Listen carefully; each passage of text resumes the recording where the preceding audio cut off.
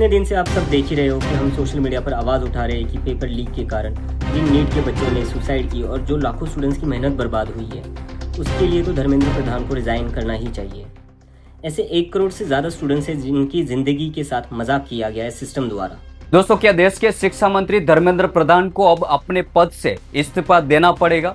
NEET paper leak, CUT और CBSE की गड़बड़ियों से परेशान देश के करोड़ों छात्रों के हक में 6 जून को दिल्ली के जंतर मंतर पर एक बहुत बड़ा प्रदर्शन होने जा रहा है। सबसे बड़ा संस्पेश ये है कि इस आंदोलन की शुरुआत किसी नेता ने नहीं, बल्कि सोशल मीडिया पर बनी 2 करोड़ से ज्यादा फॉलोअर वाली कॉकरोच जनता पार्टी ने की है।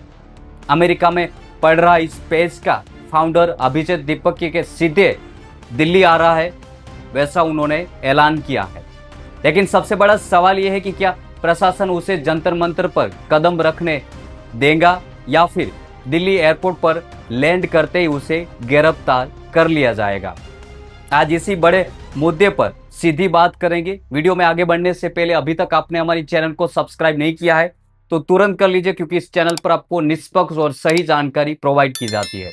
हमारी छोटी सी शुरुआत है, इसलिए आपका सपोर्ट हमें बेहद जरूरी है। इस पूरे विवाद की जड़ में देश के लाखों करोड़ों छात्रों का गुस्सा है। दोस्तों, नीट परीक्षा के पेपर लीक होने की वजह से कई छात्रों ने आत्महत्या कर ली है। ऐसी ही जानकारी मीडिया के माध्यम से सामने आई है और लाखों बच्चों की साल भर की मेहनत बर्बाद हो गई है। इसी गुस्से को सोशल मीडिया पर एक बड़ी आवाज मिली है जब कॉकरोच जनता पार्टी के ऑनलाइन पिटीशन पर करीब 8 लाख से ज्यादा छात्रों ने दस्तखत कर दी। लखनऊ से लेकर जयपुर और महाराष्ट्र से लेकर दिल्ली तक छात्र सड़कों पर उतर गए हैं। ऐसी खबरें आप सुन रहे होंगे और शिक्षा मंत्री का इस्तीफा मांग रहे हैं।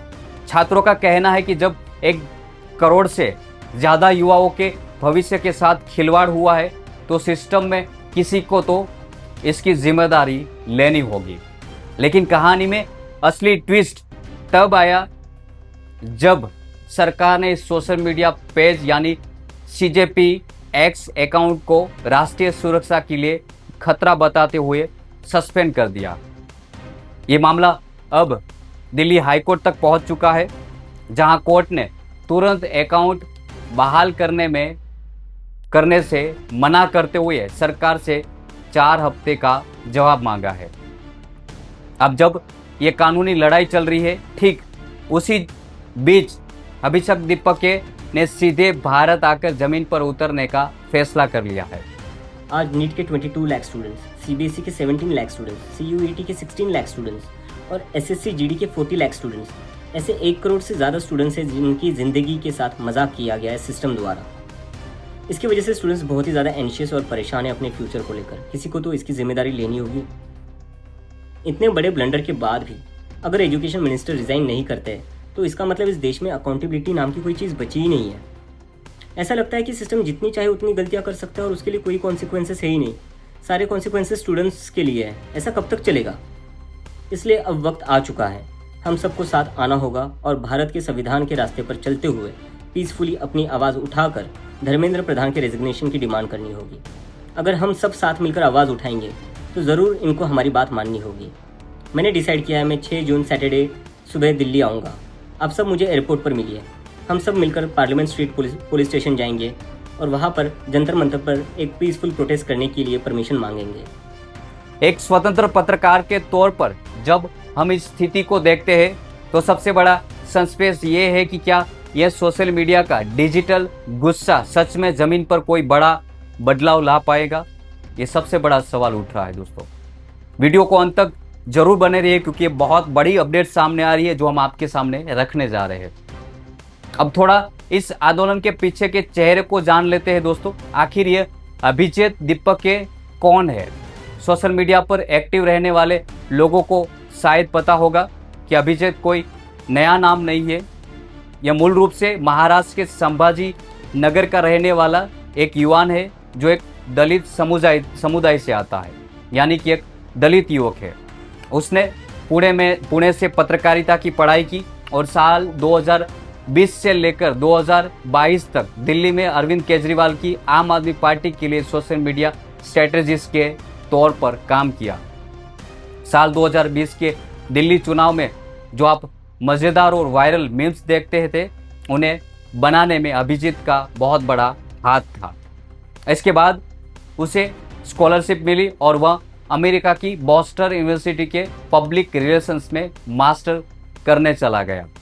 अभिजीत का कहना था कि उसने अपनी काबिलियत पर अमेरिका में एडमिशन पाया, लेकिन देश के हालात देखकर वह चुप नहीं रह पाया। अब जब ये भारत लौट रहा है तो राजनीतिक गलियारों में एक पुरानी थ्योरी भी चर्चा शुरू हो गई है। पुरानी थ्योरी की राजनीति में एक बात कही जा रही है कि कभी कभी सरकारें किसी आंदोलन या नेता को शुरुआत में इतना दबा देती है, उस पर इतनी लाठियां बरसाती है या उसे जेल भेज देती है कि वह नेता जनता की नज़रों में हीरो बन जाता है। इतिहास गवाह है कि सरकार लाठियां और जेल खाकर ही कई लोग बड़े नेता बने हैं। इसके सबसे बड़े उदाहरण खुद अरविंद केजरीवाल और चंद्रशेखर आज़ाद जैसे नाम है, जिन्हें शुरुआती दौर में सिस्टम ने बहुत दबाने की कोशिश की, लेकिन वे और बड़े होकर उभर कर सामने आए और बहुत बड़े नेता बने। हाल ही में लद्दाख के सोनम वांगचुक का उदाहरण भी हमारे सामने है। उन पर भी कई तरह की पाबंदियां लगाई गई, लेकिन नतीजा क्या हुआ दोस्तों? उन्होंने खुलकर इस कॉकरोच जनता पार्टी का समर्थन कर दिया और यहाँ तक कह दिया कि मैं खुद एक मानद कॉकरोच हूँ। यानी सरकार जितना दबाने की कोशिश करती है, जनता का सपोर्ट उस आंदोलन को उतना ही ज़्यादा मिलने लगता है। अब सबसे बड़ा सवाल यह है कि क्या प्रशासन अभिजीत दीपक को गिरफ्तार करने की पुरानी गलती दोहराएगा? अगर 6 जून को दिल्ली पुलिस उन्हें एयरपोर्ट पर ही रोक लेती है या हिरासत में ले लेती है, तो ये कूटनीतिक रूप से सरकार के लिए भारी पड़ सकता है, ऐसा दावा किया जा रहा है। क्योंकि इस समय देश का युवा पहले से ही परीक्षाओं में कई धांधली को लेकर गुस्से में नजर आ रहा है। ऐसे में किसी छात्र नेता की गिरफ्तारी इस गुस्से की आग में घी डालने का काम कर सकती है।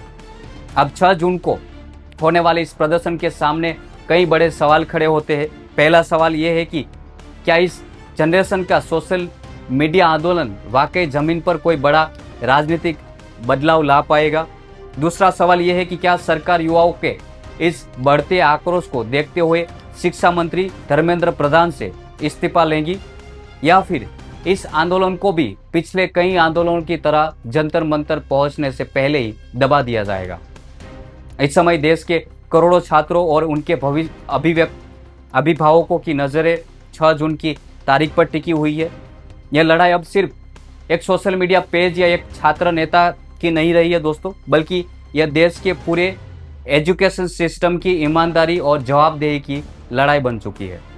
युवाओं का सिर्फ इतना कहना है कि अगर सिस्टम से इतनी बड़ी गलतियां होती है तो उनकी सजा सिर्फ छात्रों को क्यों भुगतनी पड़ती है?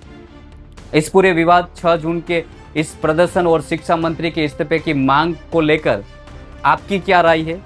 क्या आपको लगता है कि सोशल मीडिया की यह ताकत जमीन पर करप्स और पेपर लिंक के खिलाफ कोई बड़ा बदलाव लाएंगी?